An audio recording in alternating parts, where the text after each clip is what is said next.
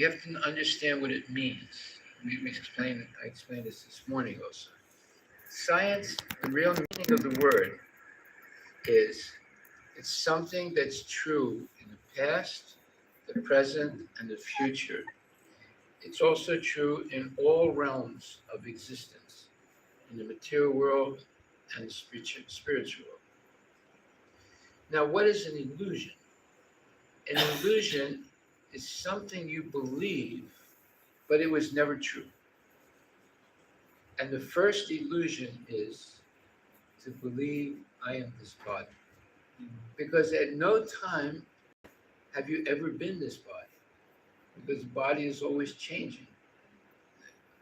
So as soon as you believe I am this body, and everyone's going to convince you that you are this body. Your parents are going to convince you you are this body. The school teachers, books, movies, all these things are going to convince you I am this body. Now, let's see. Any of you have baseball hat? Yeah, this baseball. You have a baseball. Cap. Any cap. You have a cap. Just get a cap. We're gonna cap. No, you don't have to bring it. You don't have to. Okay. Did you know that there are 4 different positions of the baseball hat? Oh, like this.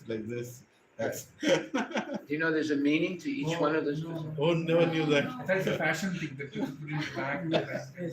Yeah. There's a specific meaning to each position in baseball. As baseball cap. Come. That's all right. That's all right. Bring it. That is that is not a baseball No, hat. that's not baseball hat. Yeah, One that is- side. Cap, normal cap. Okay, that's good. Cricket, like for cricket. That's okay. Come. Yeah, that's just So the first position is like this. It's called the visor. Right? The visor is front like that. So usually the first day kids go to school, they have a baseball hat like this. That means that they are following the rules. But after some time, maybe a couple of weeks or a month, Come in the front. the kid comes home, and now the baseball hat is like this. Backside. Do you know what that means? Rebel. They are protesting everything. I They don't agree anymore with what you say or what you believe. They're protesting. And then sometimes the hat goes like this, right? So that means that they have become a gangster rocker. Oh my God. You know what a gangster rocker is? You know what rap music is? Yeah. I call it rap music. Right. Rap music. Yeah, they're saying, they're using curse words, they're talking nonsense, and everyone's listening to it, right, as if it makes sense, right? But it's all nonsense. They're talking all kinds of nonsense things. So that's what that means. Then they take the hat now and they go like this, and it's almost falling off their head, and their pants are on the middle or bottom of their butt. Yes. Have you ever seen that? Yeah. Many times. They have it in India also? No, No, not yet. no, just in America. Not yet. Not yet. So I hope it doesn't. So now, the pants are almost falling down and the hat is almost falling off. So in that position, it means, now this is an English slang word, that they're a dork. D-O-R-K. Dork means you're the dumbest idiot in the world. So there are 4 positions of the hat. Each one is an identification of who they are. Why? Because what is the let's say the problem of all kids growing up? They're trying to figure out who I am. Which culture am I going to follow? Now, in America, we have what's called zombie music. Have you ever heard of that? I know zombie, but I didn't hear zombie Yeah. music. Yeah, it's a type of rock music. It's like this. Kill Murder, death, the devil. This is the type of music in America. I'm not kidding you. Fortunately, it hasn't come here yet. So these are kids who say, well, this is our culture. So they wear black army boots, they wear black clothes, they have all kinds of piercings in their eyes, in their eyebrows, in their ears, in their nose, and then so it's a culture, and they identify with it. Now, culture means how you do things. You know, it includes your bhajans, your songs, it includes your food, it includes your dress. Just like we put on, like in India, first time I came, I saw most men had dhotis on. Right? Now I don't see hardly anybody with dhotis. They're all wearing pants. You know what Prabhupada said about that? He said pants means they are sudras. Shudras. Sudras, yeah. So I mean, before they used to work in the field with their dhotis, right? Yeah. And they like tie it up a little bit. Now they're all wearing pants. That's symbolism of sudras. So culture is how you do things, how you wear clothes, how you speak, what books you read, what food you eat, what clothes you put on, and everything. So we have Sanatan Dharma culture. Then you have, Rakshasa culture. You have zombie music culture. These are all different cultures. And kids are growing up and they're trying to figure out who I am and what culture am I going to follow. And you can see because of the baseball hat, they can change dramatically from one to another. They're experimenting to figure out which one I am. So therefore, if you look at Prahlad Maharaj, he was already educated in the womb of his mother. This is Sanatan culture. Before he was born, he was already educated by Narada Muni. As soon as he was born, he was already a devotee. His father put him in a demon school to teach him how to become a demon. He refused to learn. Now, most of the schools today are demon schools. The pedagogy or the theory of the curriculum is based on atheistic humanism. If you have a look up what humanism is. Look up the dictionary.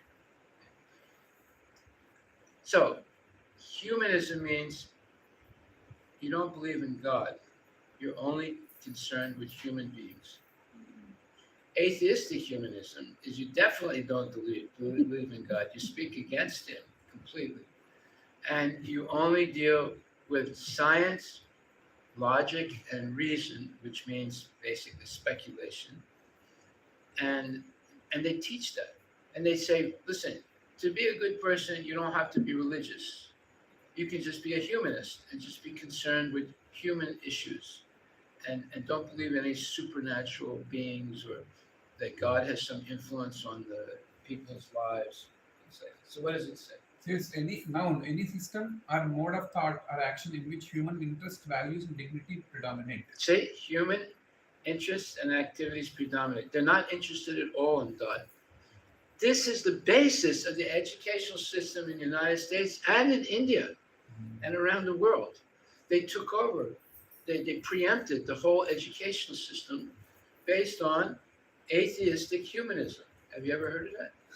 Yes, you told us before. Okay. Humanism is that euphemistic way of saying. It's not mystic. They're only interested in human. In other words, they're only interested in mundane things of the material world. They're not interested. They reject the existence of the spiritual world. Yeah, Maharaj says philosophy, a variety of ethical theory and practice that emphasizes reason, scientific inquiry, and human fulfillment in the natural world and often rejects the importance of belief in God. This is the pedagogy. Pedagogy is a big word. It means the theory of how to educate people. And it's used in all the schools now. That's why when Prahlad Maharaj went to school, because he was already educated by Narada Muni, he refused to learn anything in that school because they were teaching him how to be a demon. His father specifically had teachers, and he trained them how to teach his son to be a demon. And Prahlad refused.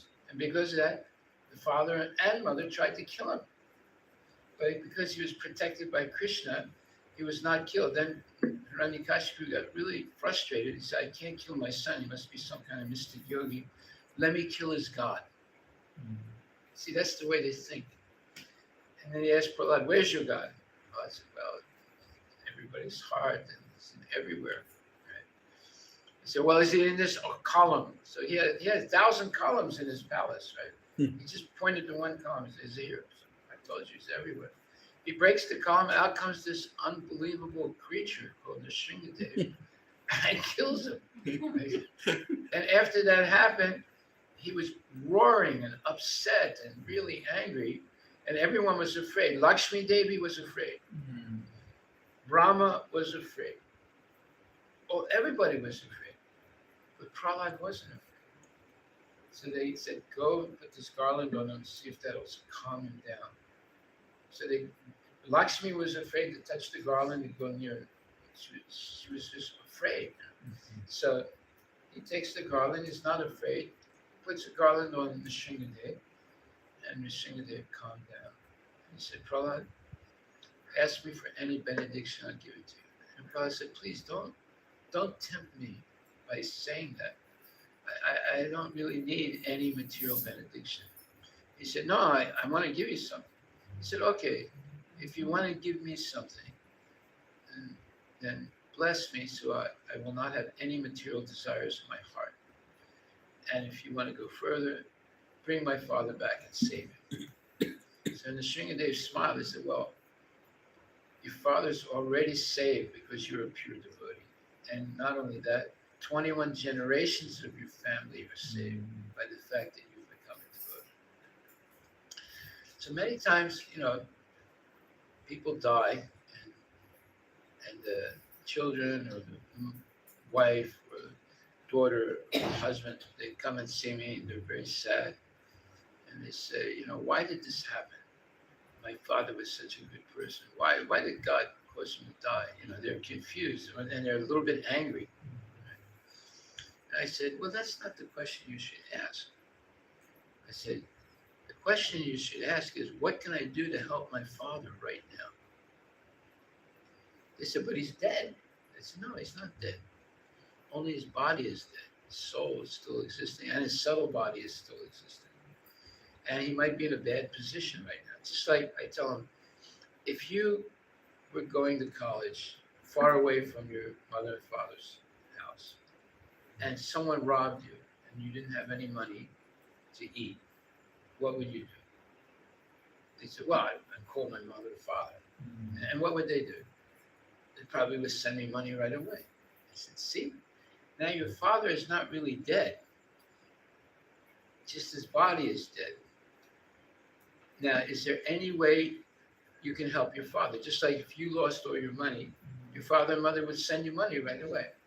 So this Shraddha ceremony is to communicate with your loved one who's died and to offer them your punya.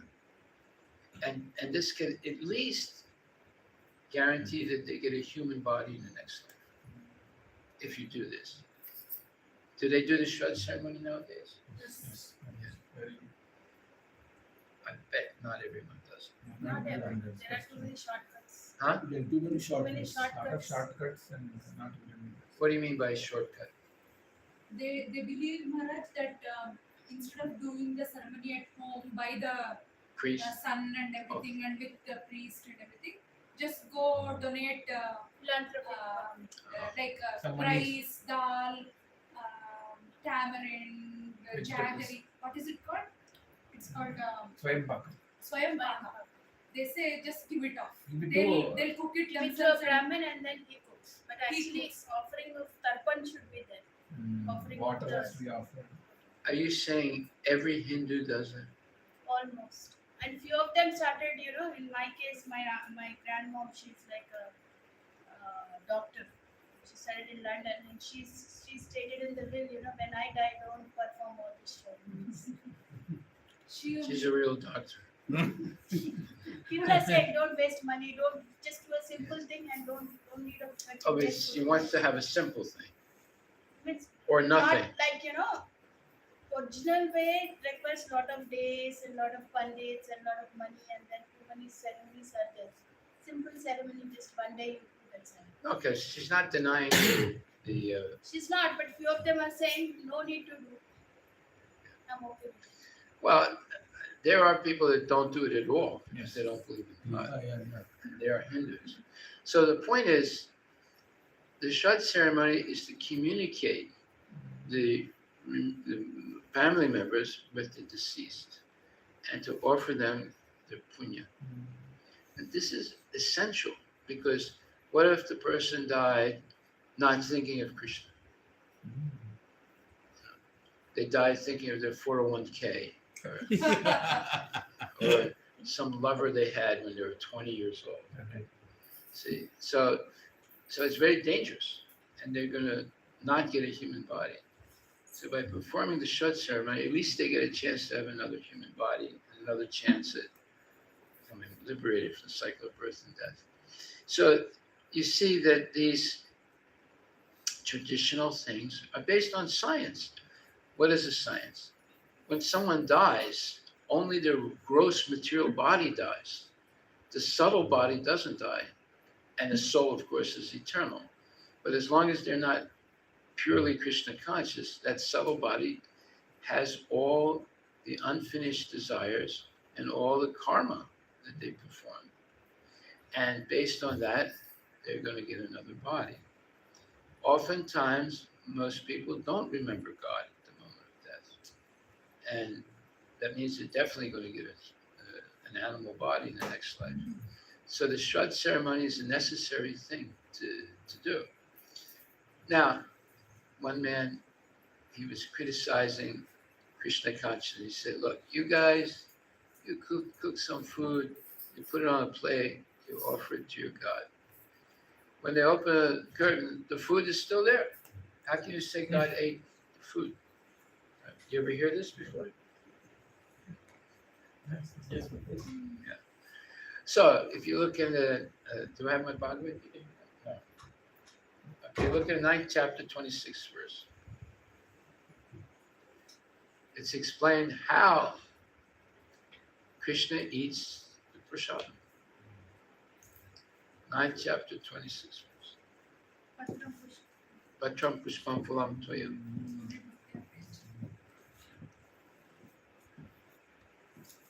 It's at the end of the purpose. It's a very long That's purport. right. That's right. I think that.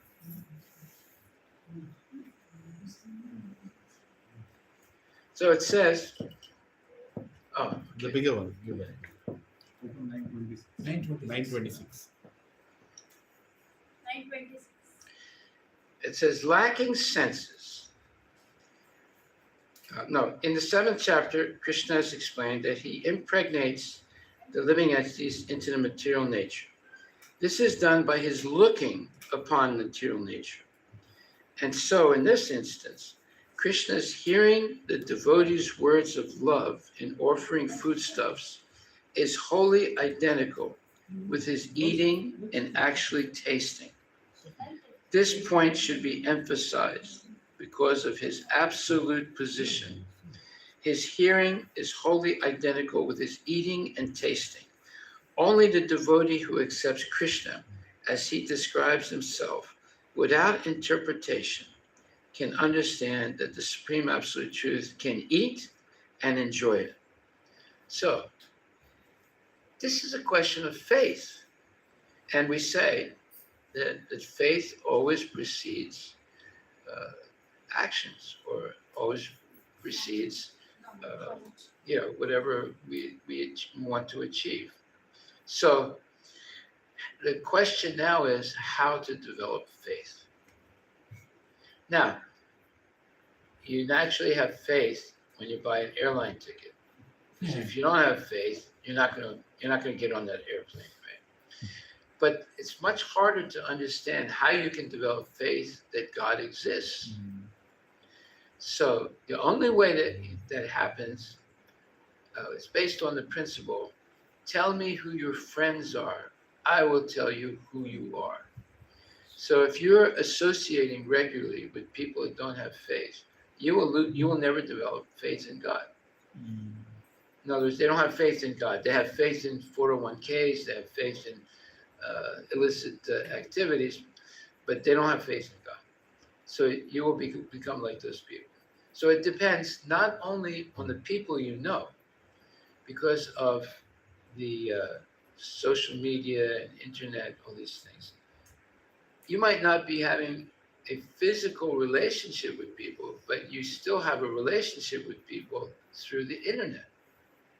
Like, for example, sometimes when I give a class, I ask the question, is there anyone here who murdered someone? Raise your hand.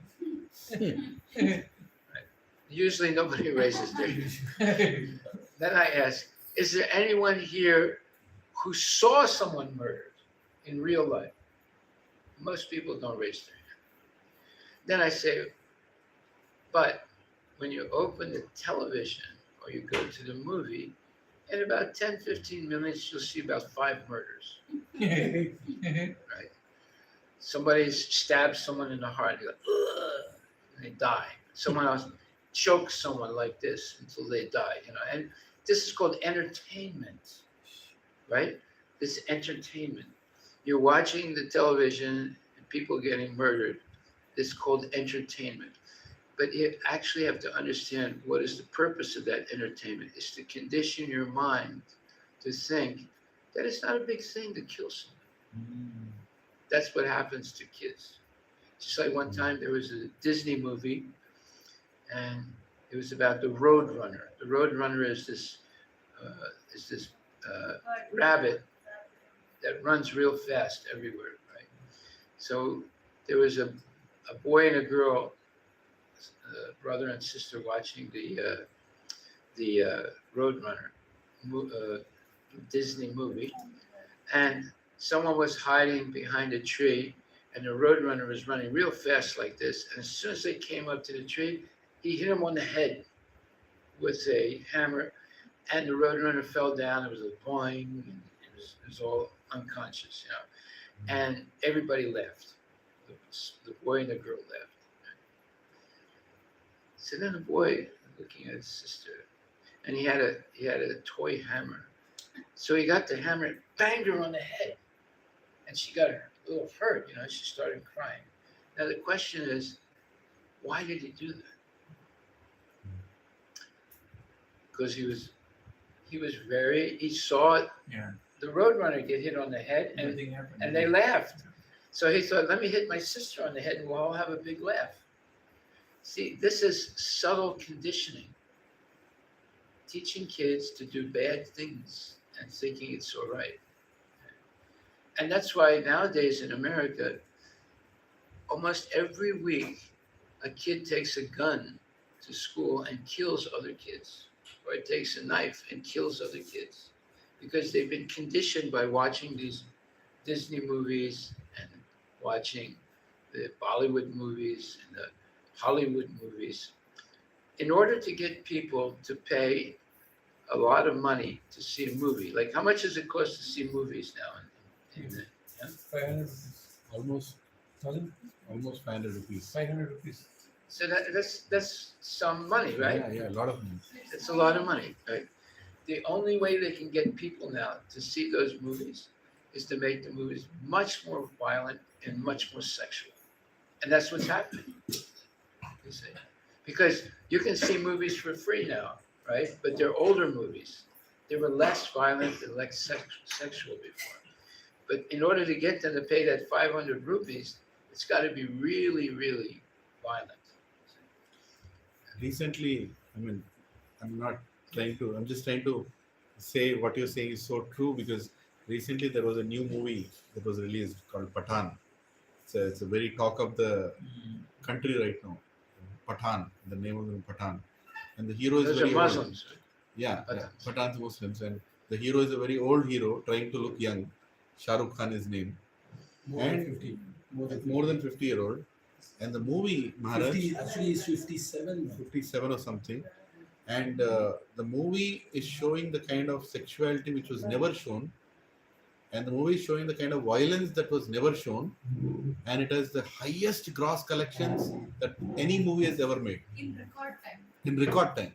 See, Yeah. In 5 days, they made 250 crores. 5 days. 5 days to What you're telling And is people so go true. there for entertainment to see those violent murders and the violent abuse of women.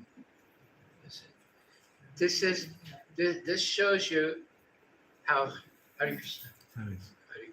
అటుదే అమ్మ చూడలేడు కదా అటు తీసుకొస్తే ఇటు చూస్తాడు అటు తీసుకుని ఇంకా అటు తీసుకున్నాను అటు side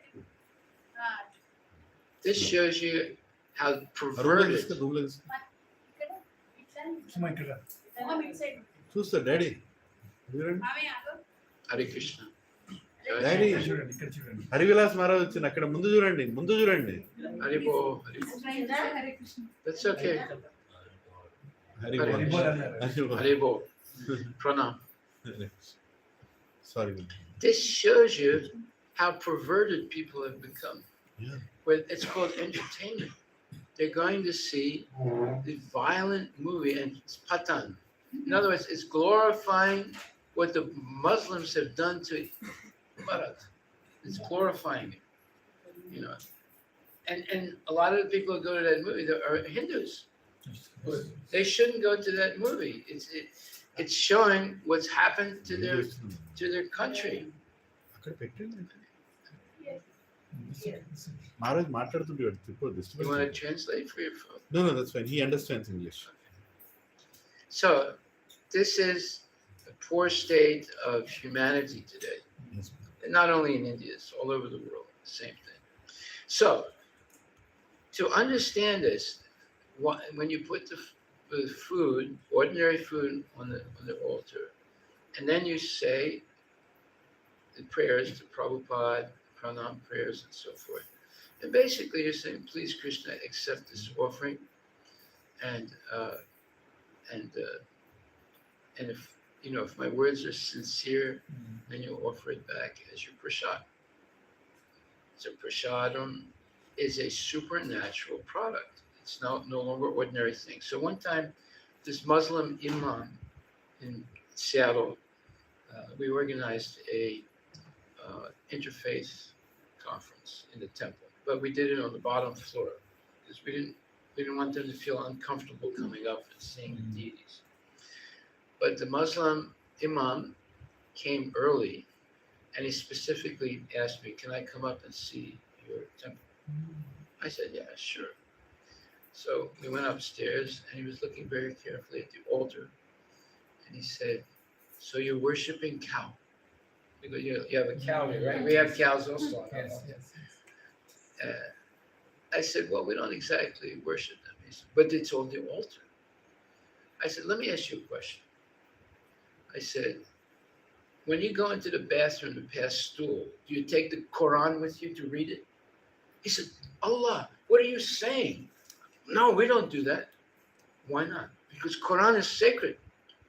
I said, "But it's just made of cardboard and paper and glue and ink." He said, "No, it's Allah's words."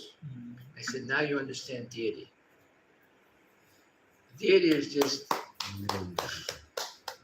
just marble or wood, but it's sacred because we do the pran pratishtha ceremony. So although it looks like it's material, it's not material anymore. And it's the same with offering the food. In the beginning, it's just ordinary matter, but because we offer it with love and devotion, if Krishna accepts it, then it comes back as prasadam. All these things become sacred, just like the ink, the paper, the cardboard, and the glue now is no longer a normal material substance. It's something spiritual because you have the words of Allah on it. So it's the same thing with the deity. So then he kept quiet. He didn't ask any more questions. So we have to be able to explain things based on what is known to understand the unknown.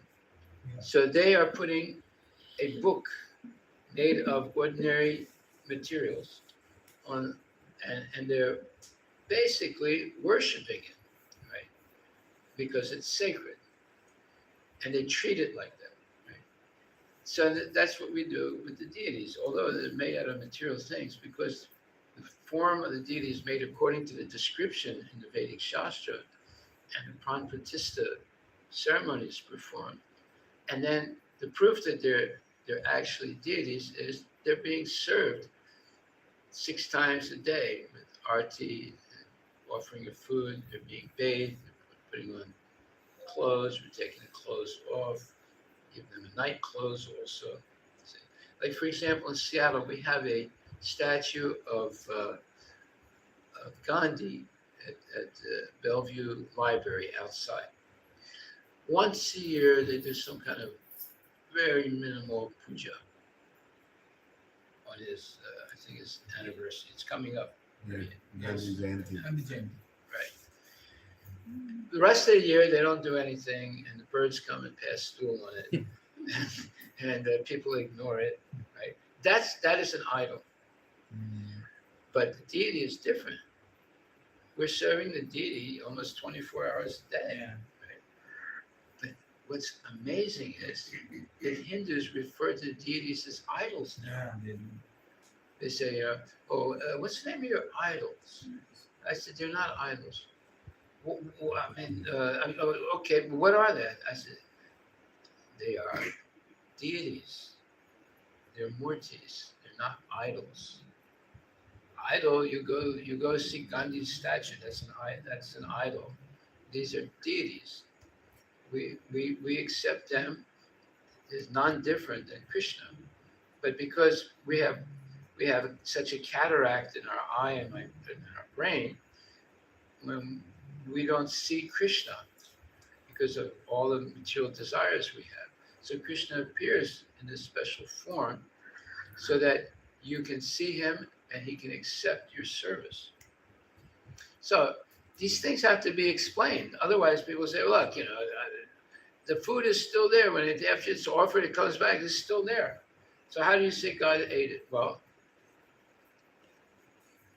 again, it says, the point should be emphasized.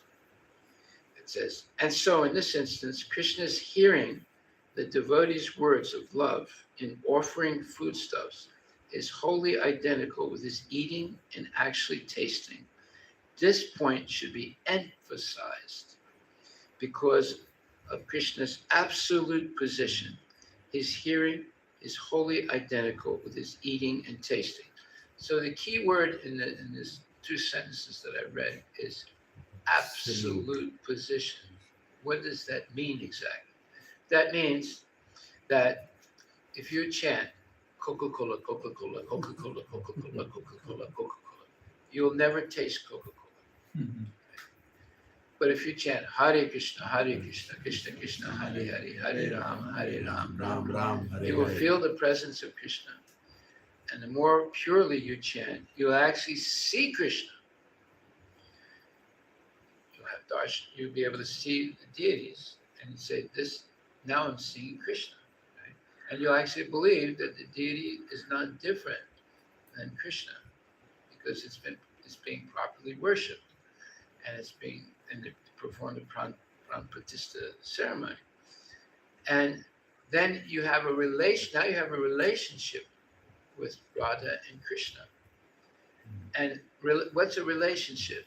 Let's say someone who's very respectable comes to your house. You offer them a place to sit, you offer them some nice food, you offer them different things to show your respect for that person. So now, I usually tell people when I do Griha Pravesh in their house, I look around and I say, look, right now, the talker of your house is the television. Therefore, open your window, take a look, make sure there's nobody down there. get the television and throw it out the window. You can throw out your cell phone also and throw out the computers. You know, your home should be a safe, spiritual place. And the talker of the house should be your deities, not the television.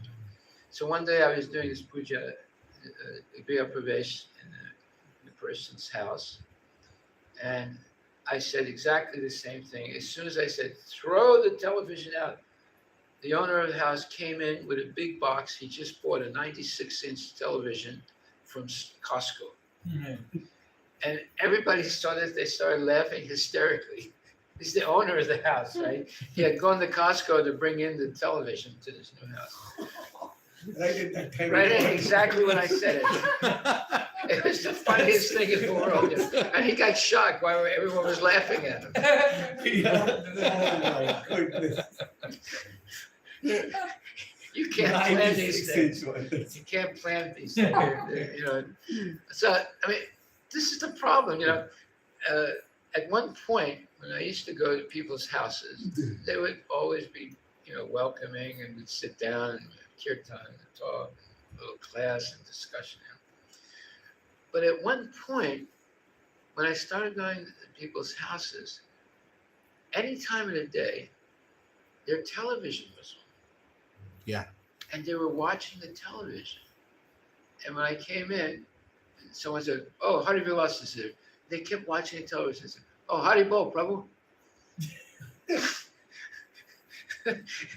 And they didn't even look at me. They were glued on the and the television was all nonsense things, you know, a cricket game in India. They had the Indian stations in America, right?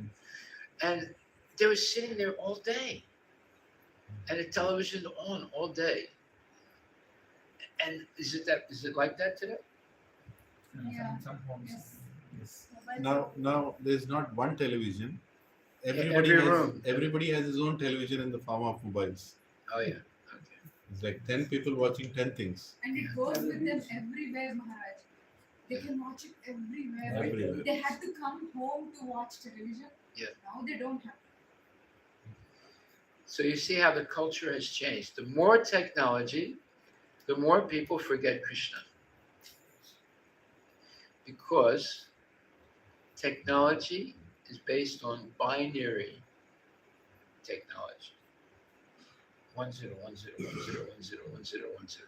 So that technology teaches you not to focus on one thing.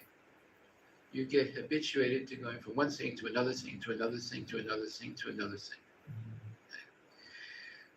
Vedic tradition is based on unary technology, focusing on one thing, like Om, or like Hare Krishna, or the deity. So this, you don't understand what this binary technology is. It is specifically planned to not let you focus on one thing, and you're habituated to want very quick changes of scenes for your entertainment. So therefore, Bhaktisiddhanta Saraswati Thakur explained that. Sorry, I'm interrupting. Go ahead. This point is so striking. I was thinking this is really. Speak louder. Oh, sorry. Yeah, I said this point is so striking, which I've heard from you a couple of times. This becomes the basis for selling to people, because they are, when you, it's like you want something else all the time. So this really becomes the basis that people become your market. Because if you are focused on one thing, you're not satisfied. You're satisfied. You're satisfied. You're satisfied. Well, as long as it gets in the binary, it becomes the basis for you become the market. Is that Yes. that be a problem? Yeah. Well, no, the whole educational system is based on that. Yeah. What do they teach you in school nowadays? And they do it subtly. In the beginning of any science class, they'll explain, we only use the empiric system of knowledge. So empiric system of knowledge is only what you can perceive with your senses. That's called empiricism. And whenever they use the word naturalism, right, in that definition, they use the word naturalism. Naturalism is a buzzword for there's no spiritual world. That's why they use the word naturalism. So naturalism sounds good, Yeah. but actually it's an evil word in this context because it implies that they're not interested in the spiritual world at all because they can't measure it. They're not interested in the soul. They can't measure it. They can't see it.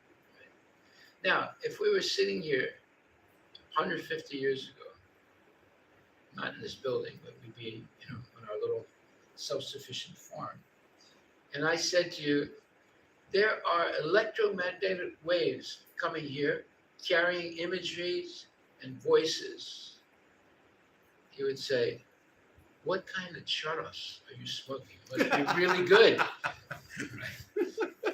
Now, if I say today, right now, there are electromagnetic waves coming through this room with images and voices and movies, would you say, what kind of charas? You say, no, you say, yeah, of course, because you have your cell phone and it's picking it up. You see, so you wouldn't deny it. Now those things are unseen. That means so in the Bhagavad Gita in the 7th chapter, verse number 2. That's okay. This is also Bhagavad Gita. It says, Jnanam tehantu vijnanam idam vakshyami asesataha yajyatva nehapyuho nas yatavya avasisyate. Krishna says to Arjuna, I shall now declare unto you in full this knowledge, both phenomenal and numinous. This being known, nothing further shall remain for you to know. So this word numinous, most people don't know what it means. Phenomenal, you know what it means, everything you can see. Numinous means everything you can't see, but it exists. So before they had a microscope, people didn't know that there was microscopic world. Once they had the microscope, they started to see there's a whole microscopic world that they didn't know about. Right? And now, because of Faraday and other people, now they understand that there are unseen things and forces and energies that can be manipulated and used, such as electromagnetic waves. So in the last 500 years in science, they've only discovered 2 things. One is called gravity by Newton, and the other is called electromagnetic waves by Faraday and Maxwell. And then the first person who actually controlled an electromagnetic wave was Subhash Chandra Bose. What? Jagdish Chandra. I'm sorry, Jagdish Chandra Bose. I mix it up. So he's the first person that was able. It wasn't Marconi, it was him. So after that, there hasn't been any major breakthrough right up to today. They're just going on those 2 things, basically electromagnetism. So we have to go back to the original science. That is how to see the spiritual world and understand the science of Krishna. That should be the science that's taught to our kids. And we should go back to that science of the cooperation between the Devatas and people through Krishna, through the Krishna net. So there are many things that we cannot understand rationally by empiricism, because they're mysterious. How the jiva comes into this world, how the baby is formed in the womb of the mother, how the planets are moving in precise orbits and being kept in those orbits for millions and millions of years. These are all mysterious things. And the theories that they have about how it's happening are wrong. And therefore, they're not able to emulate those things. All they're able to do is put a space station that's 250 miles up in the air. What are they going to learn about the universe from that space station? Nothing. And they claim they're sending rockets to Mars, other places with robots. They don't understand anything. What if Mars people sent a robot on the Earth and it landed in the Saudi Arabian desert? What do you think they would understand? The information going back, going, don't waste your time coming here. There's nothing here, just a bunch of sand. Let's go to another planet. You see? So they went to the moon. They said, there was nothing here. It's all dust, and there's no water. So let's not waste our time going to the moon. Let's go now to Mars.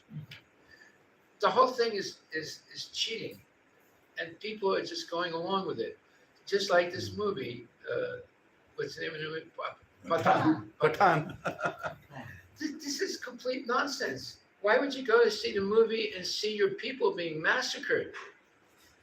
Is that entertainment? Seeing women being defiled and honest people being massacred, and these dacoits, these criminals are coming into your country and raping it? Why would you want to see a movie like that? That just shows how decrepit and perverted the people have turned into. They go to such a horrible movie that's glorifying the raping of this country. And somehow or other, the feeling is that it won't affect them.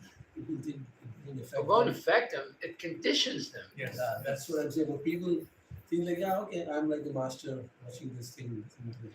That's why That's Bhaktisiddhanta Saraswati Thakur said that the purpose of coming to the temple is not to see the deities.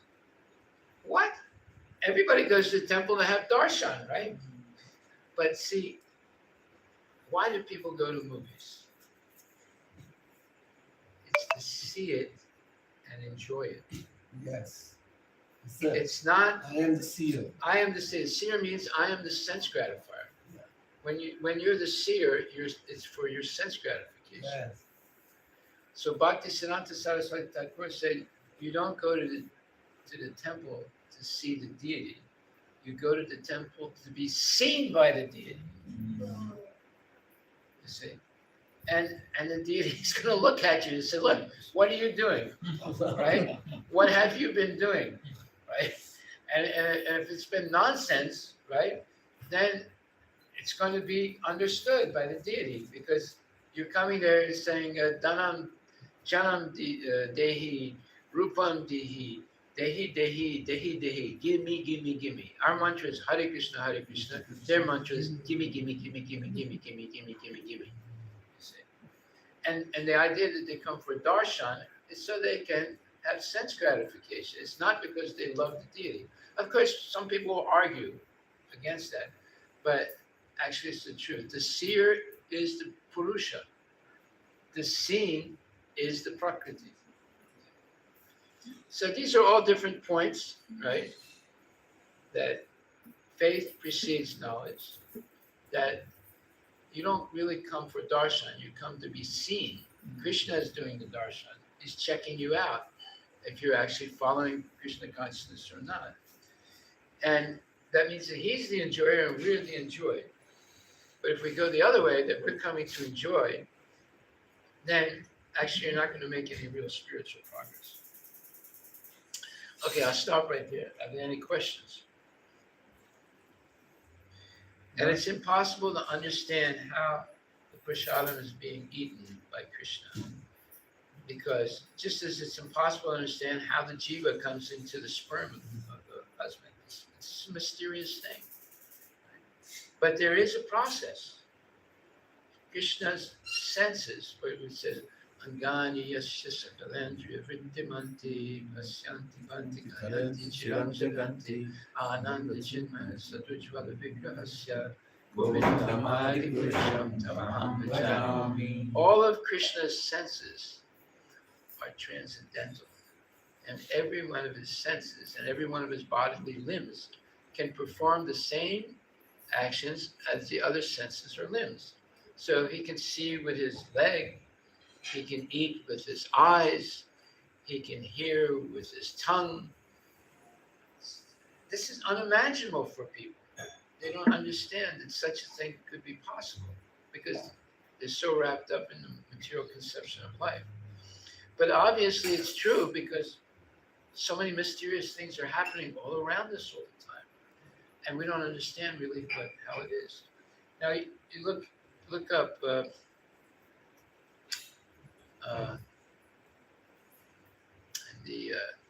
internet.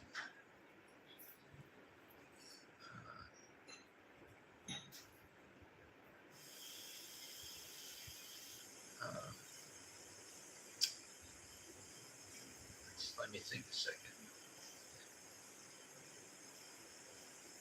Okay, look up how the first amoeba was produced. How the first amoeba was produced. Because Darwin says there's the evolution of species. But how did it start? There was originally one amoeba. Okay, look up how they explain the first amoeba, how it was produced. Because there's first amoeba, and then somehow or other it becomes 2 cells, and becomes 4 cells, and becomes 8 cells, and eventually it becomes a human being. So how did the first amoeba? The earliest record of an amoeboid organism was produced in 1755 by August John Rosell van Rosenhoff, who named his discovery Derek-Clean Proteus, the little Proteus. Oh, wait a minute. Are they saying he produced an Yeah, amoeba? they're saying that. I don't know. Amoeba. Yeah, that's maybe the primordial soup or something that could be searched. Yeah, that's incorrect. That's not what they really say. Go ahead. Maybe the I try to search. So, Maharaj, there's another one. Where did the first amoeba come from? Single-celled amoeba were an early form of life on Earth that evolved in the sea. Now, scientists have uncovered the earliest ever terrestrial species of an important type known as testate amoeba. What was that last sentence? Now, scientists have uncovered the earliest ever terrestrial species of an important type known as testate amoeba. Not very useful.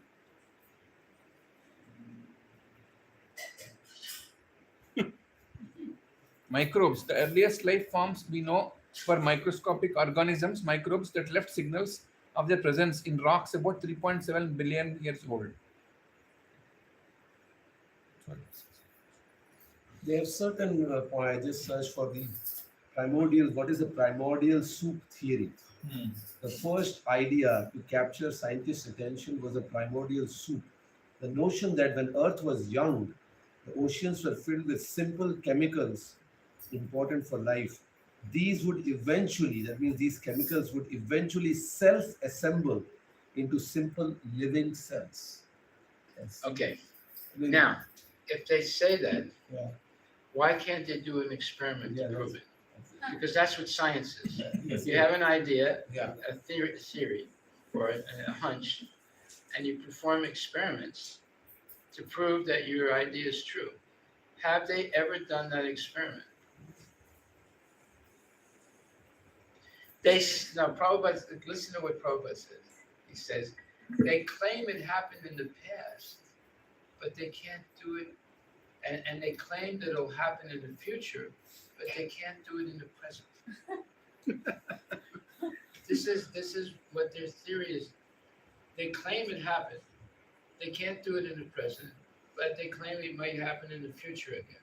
This is complete nonsense. It's not science. Or they lie. They think, oh, the 17th century, somebody made something that Not looked like very a... clear.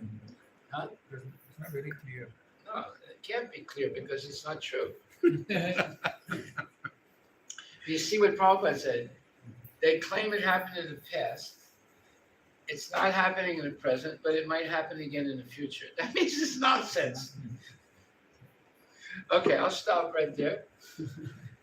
But Maharaj, I have I a. have a question. Yeah, good. Guruji, go ahead, Guruji. No, okay.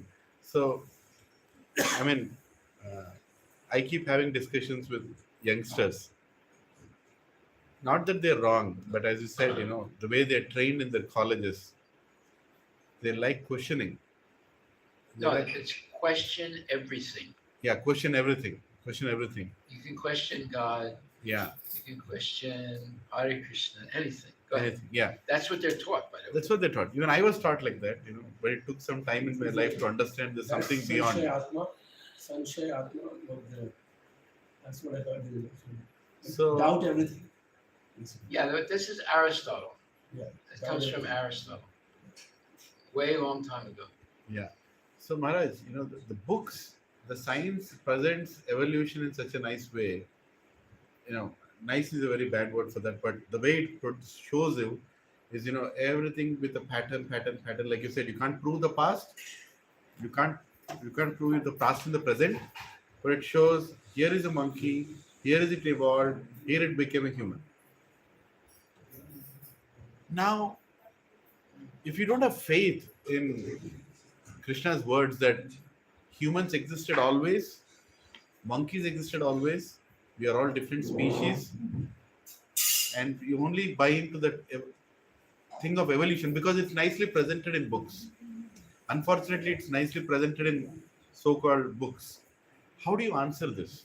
How do you smash it saying, I'm short of arguments, But why don't you see a monkey giving birth to a human being today? No, they say that it evolved. It evolved. Then, if it evolved based on Darwin's theory of survival of the fittest, how come all the species are still there? They should have disappeared. That's one of the arguments I say. And two things I asked, one thing I say is, why are monkeys still there? If they evolved into humans, why are monkeys still there? They say, no, these different kind of monkeys. Another thing I asked, if monkeys have evolved into humans, then I should be able to see the transition even right now. Even now, I should be No, able we're to see seeing the. it. We're seeing the people that go to see that movie Patan. They are right. They are right. People are I'm still just joking. Go ahead. No, I mean, the thing is that, science should be used to understand God. No, wait a minute. Yeah.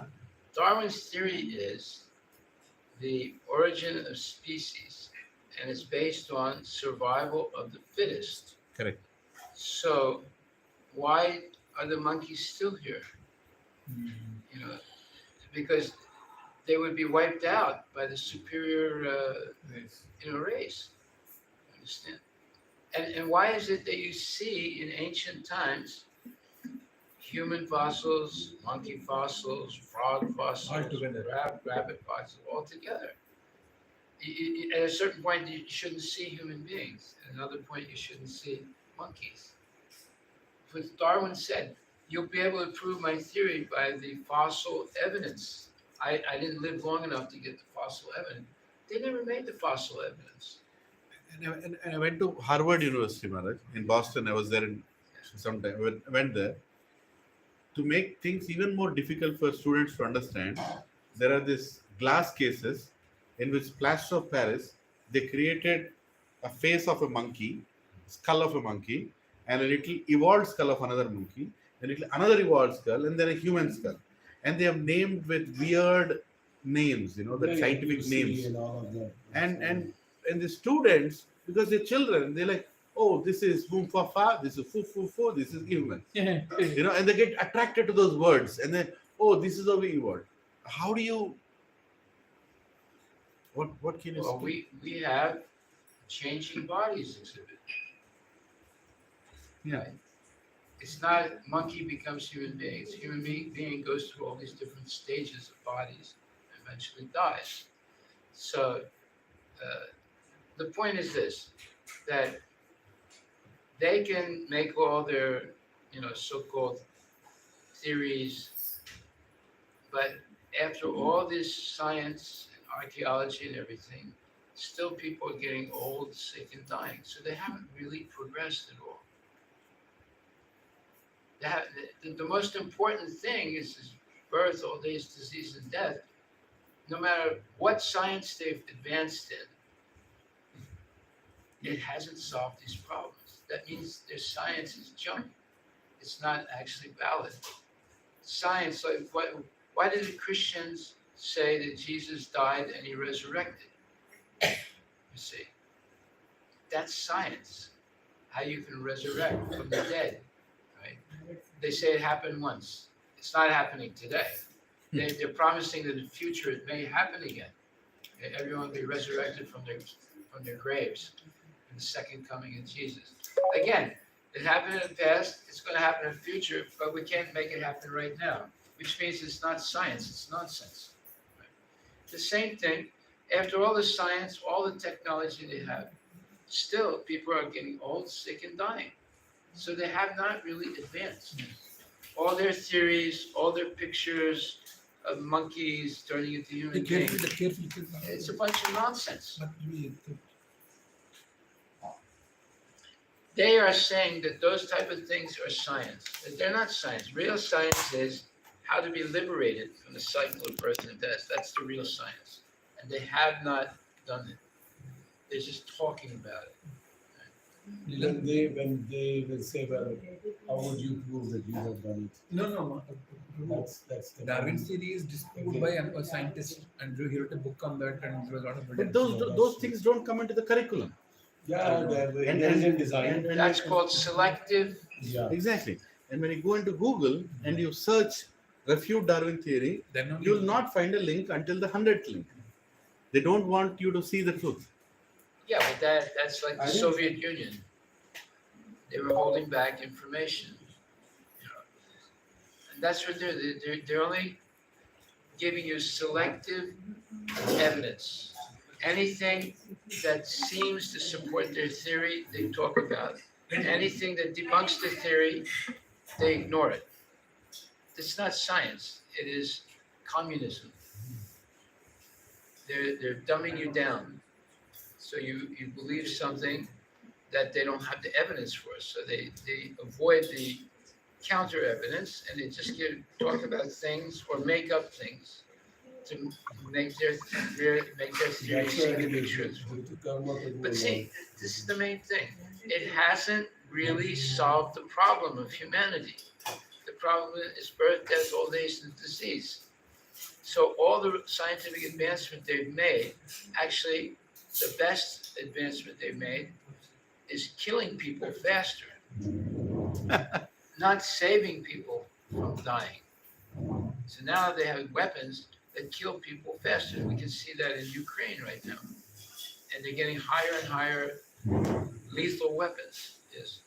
How would we explain this to people to that how has the spiritual science stopped the cycle of birth?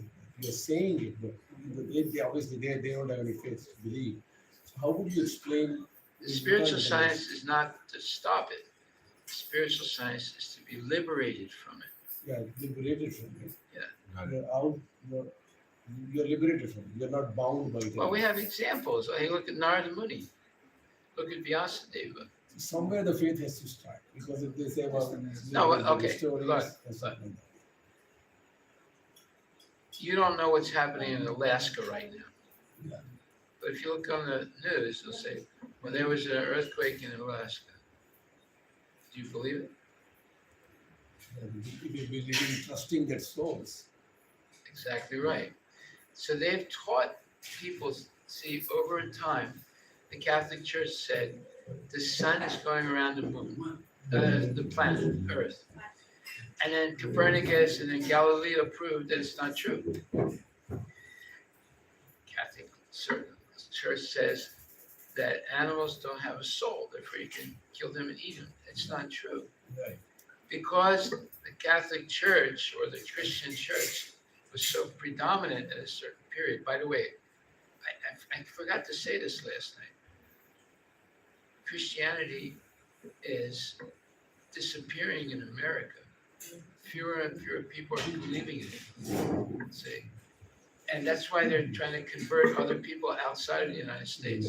It's going down in England big time. It's already gone down big time in France. And now in the United States, it's going down. People don't believe it anymore because they have the same thing as the Hindus do. They have man gods that turn out to be dacoits. They make up theories that are proven to be false, right? And therefore, people who have more scientific and education don't believe what's in the. If you read the Old Testament Bible, it's full of nonsense. I won't go into it right now, but it's full of nonsensical things that don't make sense at all. So, educated people don't accept it anymore. Now, you could say the same thing, like, how does Krishna eat the food? Well, there's an explanation, but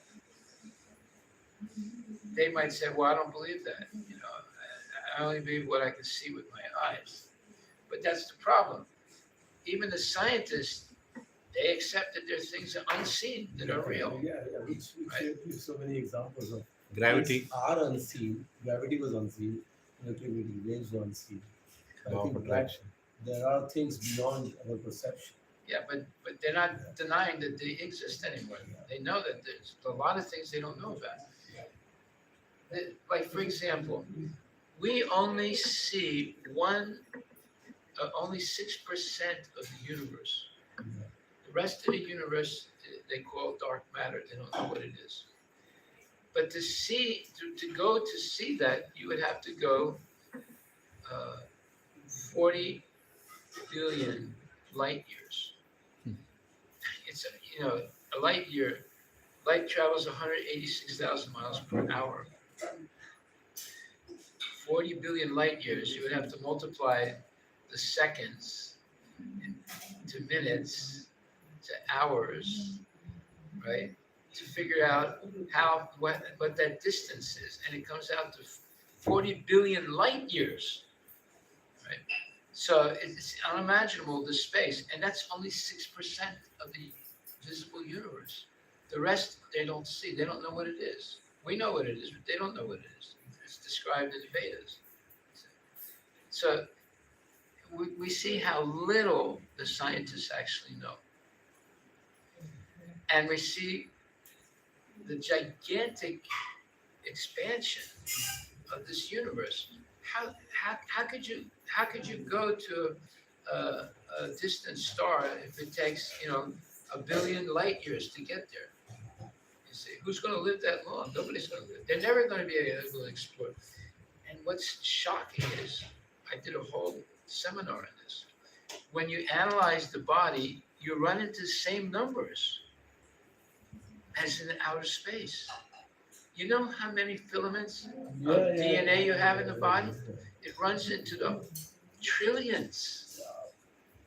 You know how many cells there are in the eyes? It runs into the millions. You know how much blood you make? You know how many breaths you take a day? Do you know how many breaths you take a day? You're going to be shocked now. 32,000 breaths in one day. 32,000 breaths in a day. My God. Look it up. Is it 32 or 22? I think it's 22,000. But still, even that number is It's unbelievable. Unbelievable. But you'll see, you look up on the internet, they say you take 22,000 breaths a day. Complex. There's so many things we don't understand about the body. You run into the same numbers as the outer space. You run in the same numbers the macroscopic world and the microscopic world and everywhere. It's so complex. You're right. 22,000 breaths a day. Did you know that? No, Every day you're breathing in and out 22,000 times.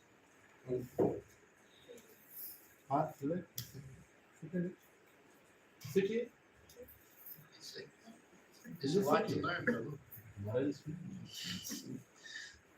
think just showing, because one of the things you were saying a bit back was that the modern education just like diminishes your Your whole perspective. whole perspective is like this, and it's like It this dumbs you education down. is- It dumbs you down. It dumps you down. That was like really dumps Now look, dumps you.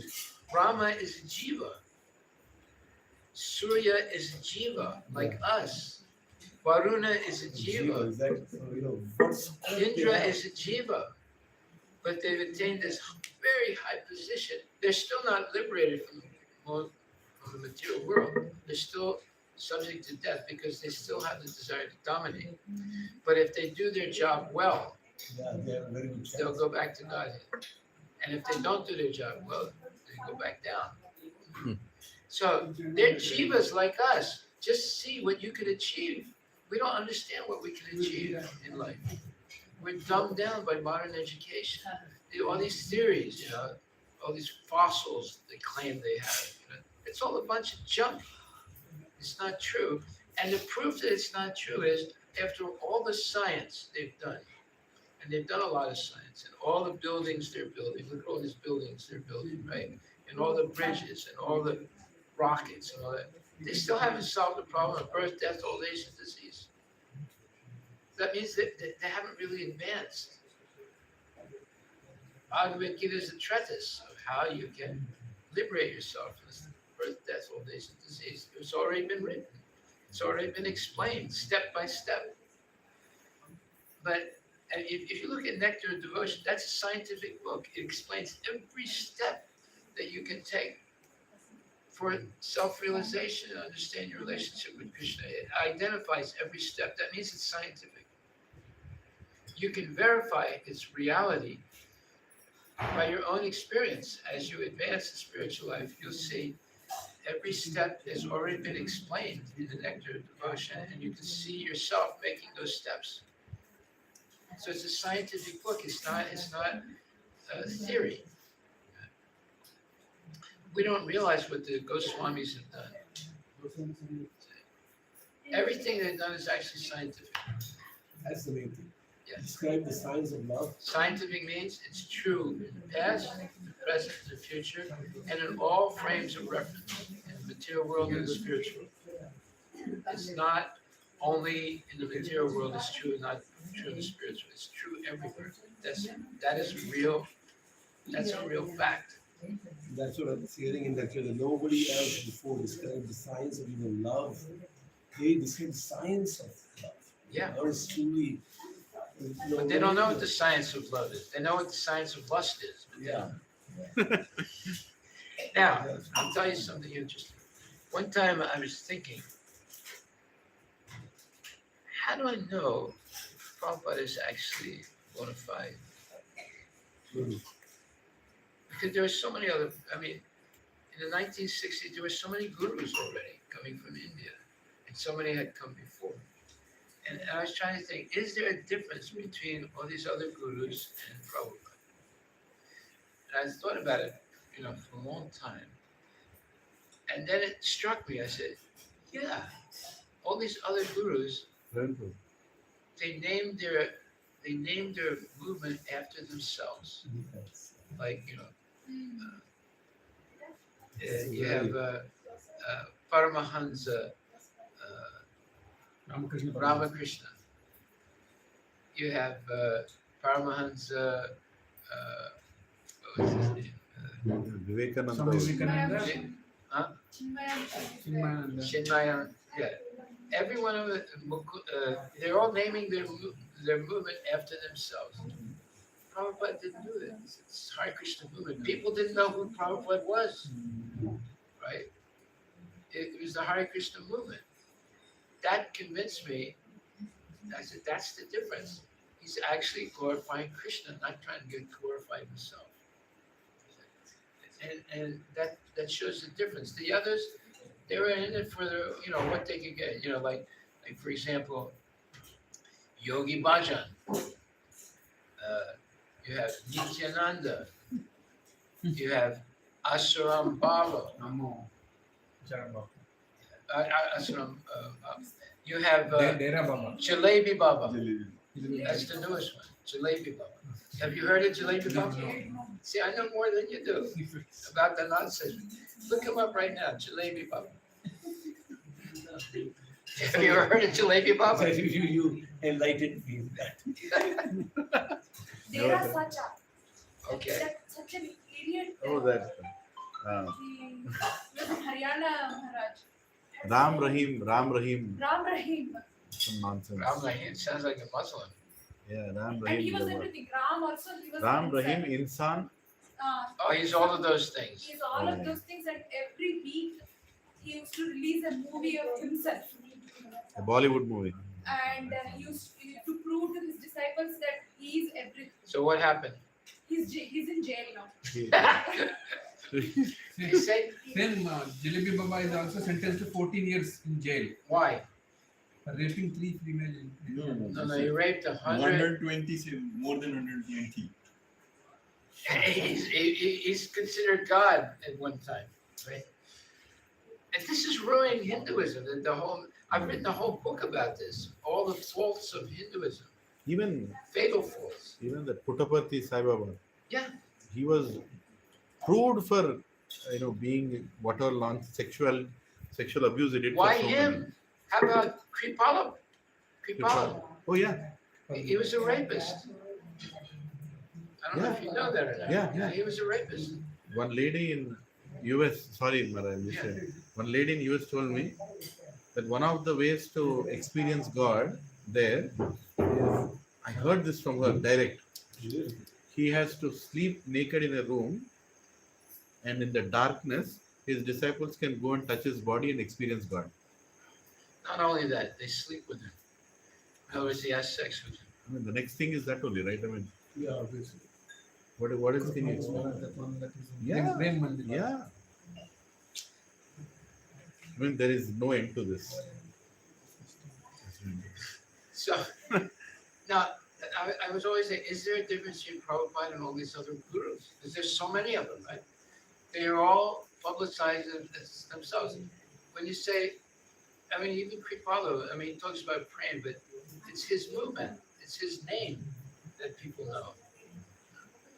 So, That's why the four liberative principles are such a basic foundation. If you break them, and it's it's finished. finished, basically. You Then cannot have a everything else spiritual. is just like Haribol.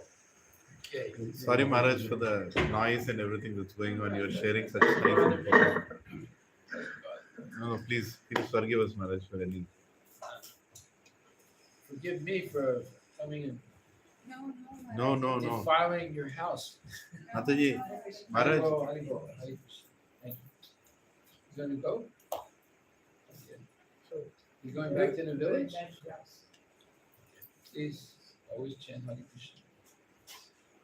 Listen to your wife. She's your guru, not these other gurus. Sai this, sai that. This is the guru right here. You follow her, you go back to Haribol. you follow them, you stay here. Thank you very much. Wishing you all success in spiritual.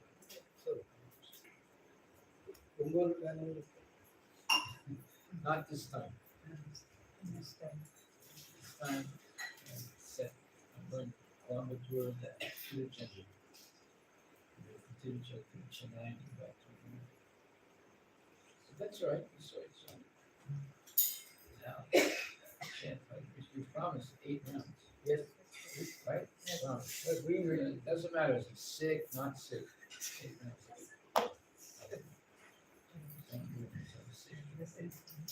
Continue to chant Krishna Matra Astu, Krishna Madarpana Astu. Always remember Krishna for all your service to Krishna. With my granddaughters. What? My granddaughters in Austin now. Your granddad? Daughter. Daughter. I am and get the Austin. You're gonna go visit her? tomorrow we are having this Visa. They're going for visa interview, Maharaj. Oh, visa. So you're going to visa college? Visa college or you're going to visa? Balaji. Chilkur Vedapal. But this is Australian visa. Australian visa means American visa. Yes. Only for American. Sure. So you want to go to Austin? Well, that's not too far from now. It's only like 4-hour airplane. Primarily US. So we might see. Because people don't go to other countries. Hyderabad, target US. But nowadays, majority people live same as you also. Please chant Hare Krishna.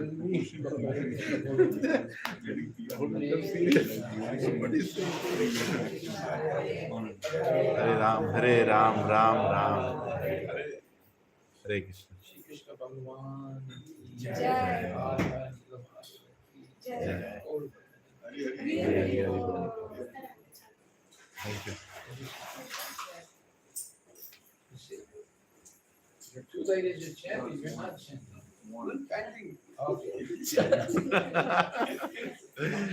Hare Krishna. Thank So you. maybe you come and see us. See how when you go to us. We'll take good care of you. Thank you. Nice meeting you. Thank you, Prabhu.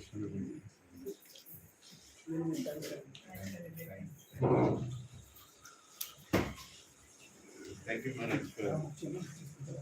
I just don't want this to end. So many things you're telling. Just don't want this to end. So nice to. It never ends. It's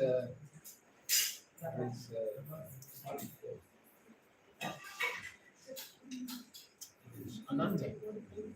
Ananta. Maharaj, sometimes I can say, more you hear, more you want to hear. Yes.